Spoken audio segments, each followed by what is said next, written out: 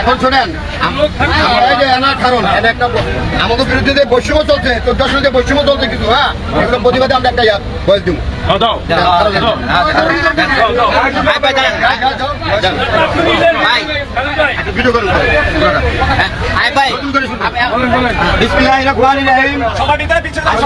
রাষ্ট্রপতি জিয়াউর রহমানের 45তম শাহাদাত বার্ষিকী উপলক্ষে আমরা দারুস সালাম থানার সকল নেতৃবৃন্দ এখন সশরীরে উপস্থিত হয়েছি।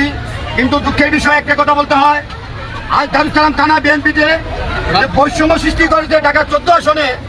এই বৈষম্য বিরুদ্ধে আমরা সকলে এটার প্রতিবাদে তীব্র নিন্দা প্রতিবাদ জানিয়ে রাখছি।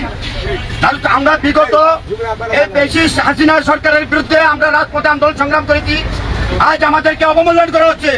ঢাকা 14 আসনের সবচেয়ে চরম বৈষম্য সৃষ্টি করছে আমাদের দারুস সালাম থানা বিএনপির উপরে। আজ এখানে মাননীয় প্রধানমন্ত্রী তারেক রহমান এসেছেন। এখানে আমাদের দারুস সালাম থানার বিএনপির সিনিয়র নেতৃবৃন্দ তাদেরকে কার্ড দেওয়ার কথা ছিল, সেখানে তারা কার্ড পায় না। তারা স্টেজে আশেপাশেও দেখতে পারে না, কিন্তু স্টেজের আশেপাশে কার্ড কারা পাইছে? যারা 5 তারিখের পরে এসেছে আওয়ামী লীগের দোষর, তারা আজ কার্ড নিয়ে স্টেজের চারপাশে ঘোরাফেরা করছে। আর আমাদের মূল দলের যারা রাজপথে সক্রিয় ভূমিকা পালন করছে, দীর্ঘদিন রাজপথে থেকে তারা নির্যাতিত হয়েছে, মানসিকভাবে নির্যাতিত হয়েছে, অর্থনৈতিকভাবে পঙ্গু হয়ে গেছে, তারা কোনো কার্ড পায় না। আমরা এর তীব্র নিন্দা জানাচ্ছি।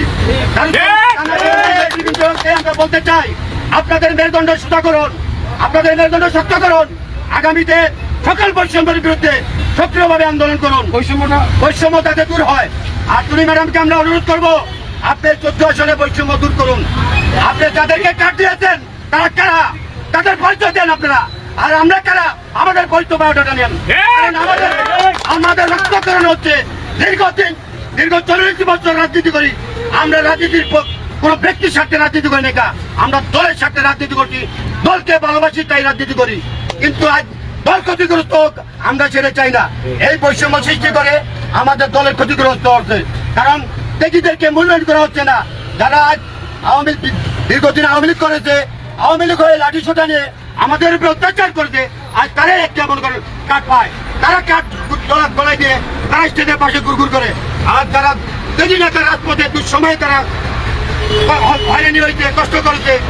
আমি 18 সালে জেল কেটেছি, আমি 2024 সালে জেল কেটেছি, 19শে জুলাই গ্রেপ্তার হয়েছি, খুনিয়া দিনের পতনের পরে 7ই আগস্ট মুক্তি পেয়েছি। অতএব আমাদেরকে কোনো মূল্যায়ন করা হচ্ছে না। কারণ নাকি আমরা আমাদের শ্যাম মন্ডল আছে, খালেদ ভাই আছে, ওমেন কবির ভাই আছে, ইমরান ভাই আছে, বাবুল ভাই আছে, রাজপথে তারা শ্রম দিয়েছে, তাদেরকে কোনো মূল্যায়ন করা হচ্ছে না। আমানুল্লাহ আছে, এদেরকে কোনো মূল্যায়ন করা হচ্ছে না। কোনো প্রোগ্রামে তাদেরকে টাকা হচ্ছে না, কোনো জায়গায় তাদেরকে ইনভাইট করা হচ্ছে না।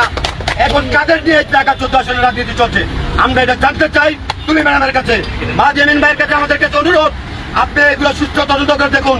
আর এই দারুস সালাম থানা বিশেষ করে ঢাকা 14 আসনে কারা লুটপাট করে খাচ্ছে, বিএনপির দুর্নাম করছে, আপনি এগুলো যাচাই করে ব্যবস্থা করুন। মাহদি আমিন ভাইয়ের কাছে আমার বিশেষভাবে অনুরোধ, আপনি এগুলো তদন্ত করে ব্যবস্থা করুন। এই দলের জন্য আগামীতে বুমেরাং সৃষ্টি হতে পারে। দল ক্ষতিগ্রস্ত হলে আমরা ক্ষতিগ্রস্ত হবে, ওই দালালরা ক্ষতিগ্রস্ত হবে না। এই কথাটা মাথায় রাখতে হবে, কারণ আমরা দল করি, নিজের দুই বোন সব কিছু শেষ করে দিয়েছি। আমরা দলের জন্য আমরা দল থেকে 10 টাকা সুবিধা পাই না, কিন্তু দালাল বাটপার রাজ্যের সুবিধা পায়, তারা সব জায়গায় সম্মানিত হয়, আর আমাদেরকে সব জায়গায় সম্মানিত করা হয়। এই বৈষম্য দূর করতে হবে। এই বলে আমি আমার সংক্ষিপ্ত বক্তব্য শেষ করছি। আমি আবারও মাহদি আমিন ভাইয়ের কাছে আমার আকুল আবেদন, আপনি এই বিষয়গুলো তদন্ত করে অবিলম্বে ব্যবস্থা করেন, যাতে বৈষম্য ঢাকা 14 আসনে না থাকে।